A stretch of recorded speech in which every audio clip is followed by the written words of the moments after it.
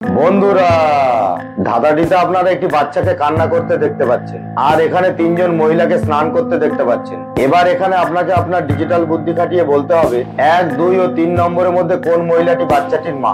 আর তার জন্য আপনারা সময় পাবেন 5 সেকেন্ড। আপনার সময় শুরু হচ্ছে এখন।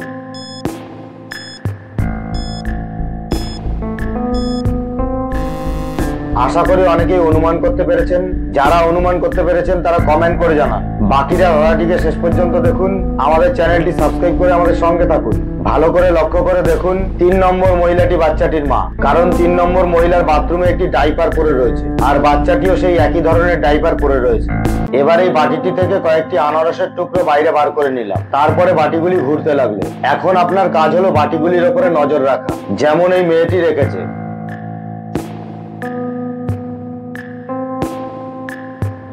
এবার আপনি ভেবে বলুন তো কোন বাটিটি থেকে আনারসের টুকরোগুলি বাইরে বার করলাম। আপনার সময় শুরু হচ্ছে এখন।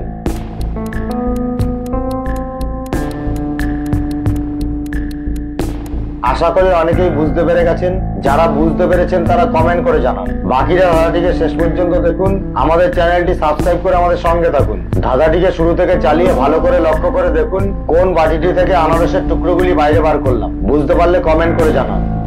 ধাঁধাটিতে আপনারা একটি ছেলেকে দাঁড়িয়ে থাকতে দেখতে পাচ্ছেন। ছেলেটি কয়েকদিন ধরে ভাবছে চিড়িয়াখানায় ঘুরতে যাবে বলে। যেমন ভাবনা তেমনি কাজ, সে বেরিয়ে পড়লো চিড়িয়াখানার উদ্দেশ্যে। কিছুক্ষণ পরে সে একটি চিড়িয়াখানার সামনে এসে উপস্থিত হলো, কিন্তু সে দেখতে পেল চিড়িয়াখানার গেটটি বন্ধ আছে আর গেটের গায়ে 4টি প্রাণীর ছবি লাগানো রয়েছে। এই 4টি প্রাণীর মধ্যে যে প্রাণীটি বাকি 3টির থেকে আলাদা, সেই প্রাণীর ছবিটি টাচ করলে গেটটি খুলে যাবে। এবার এখানে আপনাকে আপনার ডিজিটাল বুদ্ধি খাটিয়ে বলতে হবে 1, 2, 3 ও 4 এর মধ্যে কোন প্রাণীর ছবিটি টাচ করলে গেটটি খুলে যাবে। আর তার জন্য আপনার সময় পাবেন 5 সেকেন্ড। আপনার সময় শুরু হচ্ছে এখন।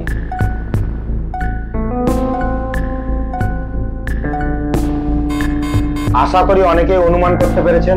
যারা অনুমান করতে পেরেছেন তারা কমেন্ট করে জানান। বাকিরা ধাঁধাটিকে শেষ পর্যন্ত দেখুন। আমাদের চ্যানেলটি সাবস্ক্রাইব করে আমাদের সঙ্গে থাকুন।